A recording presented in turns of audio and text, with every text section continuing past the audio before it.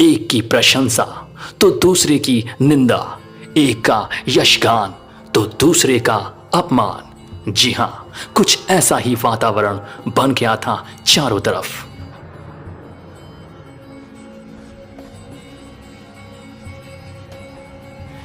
इस घटना के बाद अब कटैया सीओ साहब, ब्लॉक प्रमुख व अन्य आला अधिकारी तथा क्षेत्रीय प्रतिष्ठित समाज संत ज्ञानेश्वर स्वामी सदानंद जी से सत्संग सुनाने का आग्रह करने लगा।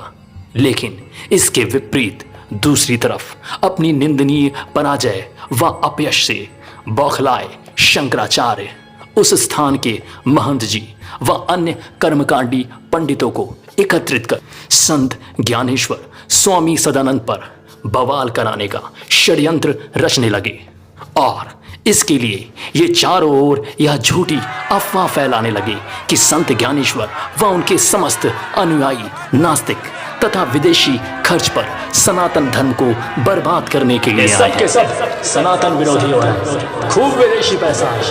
और कौन इतनी महंगे इन तमाम मिथ्या अफवाहों व आरोपों के बीच श्री महाशय राय जी, जो कि संत ज्ञानेश्वर स्वामी सदानंद जी के साथ आए थे, उन्हें पता चला कि पराजित पक्ष ने कुछ बदमाशों को स्वामी सदानंद पर हिंसात्मक हमला करने हेतु एकत्रित किया है, जिससे कि स्वामी सदानंद भयभीत होकर वहां से चले जाएं और उनकी दिनों दिन बढ़ रही ये यश कीर्ति भी रुक जाए।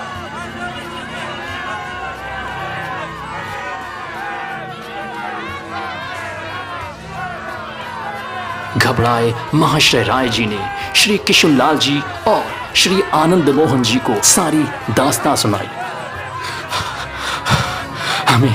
हमें बड़ी घबराहट हो रही है, हमें बहुत घबराहट हो रही है।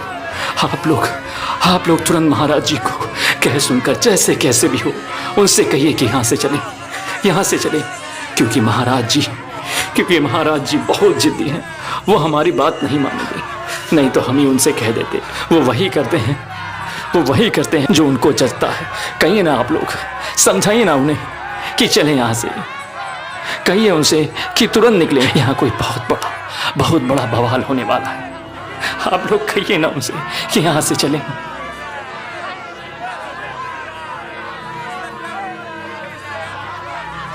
श्री आनंद मोहन जी ने घबराए महाशय राय जी को समझाते हुए बताया कि वहां के अधिकारी वर्ग महाराज जी का सत्संग सुनना चाहते हैं, इसलिए महाराज जी अर्थात संत ज्ञानेश्वर स्वामी सदानंद जी बवाल क्या कुछ भी हो जाए, लेकिन वो सत्संग छोड़कर नहीं जा सकते। इसके अलावा उन्होंने श्री महाशय राय जी के सामने यह प्रस्ताव भी रखा कि यदि उन्हें इतना ही भय लग रहा है तो अगर वो चाहें तो स्वतंत्रता पूर्वक आश्रम के लिए निकल सकते हैं। घबराए महाशय राय जी ने डर व भय के कारण वहां से चले जाना ही ज्यादा मुनासिब समझा। सत्संग आरंभ हो चुका था। कल की आएगा, पहले दुनिया को संवारेगा, जो विकृति है उसको ठीक करना चाहेगा, इसको संवारेगा, सुधारेगा। यदि संवारने सुधारने में नहीं आया तब वो कदम अपनाएगा, नष्ट करके नया सृजन करेगा। सभी लोग संत ज्ञानेश्वर स्वामी सदानंद जी का सत्संग सुन मंत्रमुग्ध हो रहे थे, लेकिन हैरान करने वाली बात यह थी कि काशी की श्री 108 श्री शंकराचार्य जी के लगभग सभी लोग उन्हें छोड़कर अब स्वामी सदानंद जी के सत्संग का रसपान कर रहे थे। अब शंकराचार्य जी के पास सिर्फ उनका एक निजी सेवक ही रह गया था। थोड़ी ही देर के बाद शंकराचार्य जी के द्वारा बवाल करने हेतु तय किए गए बदमाश भी वहां आ गए।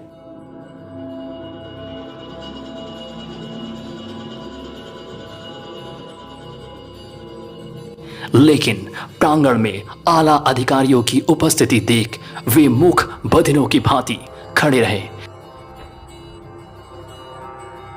वे चाहकर भी कुछ ना कर सके।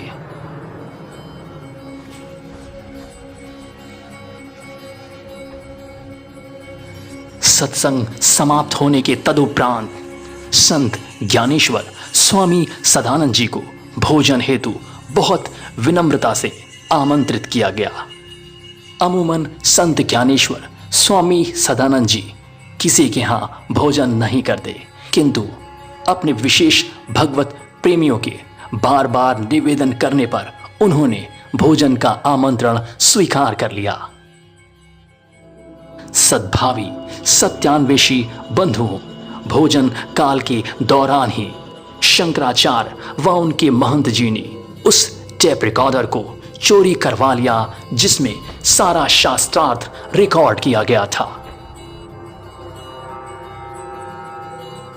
जब इस बात की खबर संत ज्ञानेश्वर स्वामी सदानंद जी को हुई तब उन्होंने ये कहते हुए आश्वासन दिया, हो जाने दो, जब तक रहना था रहा, जाना था चला गया, छोड़ो, इससे क्या हो गया।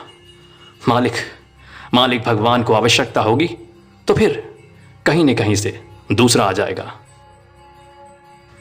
इतने पर शंकराचार्य जी के अनुयायियों की तरफ से उपहास करते हुए आवाज आई, अरे संत जी तो सुना है भगवान का दर्शन कराते हैं ना, तो उन्हीं भगवान से पूछ लीजिए।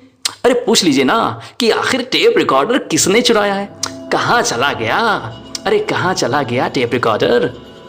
अज्ञानी मूढ़ी शंकराचार्य के अनुयायियों को यह बात जरा भी नहीं मालूम थी कि सिवाय भगवान के पूरे भूमंडल पर तो क्या पूरे ब्रह्मांड में भी भगवान का साक्षात दर्शन कोई नहीं करा सकता।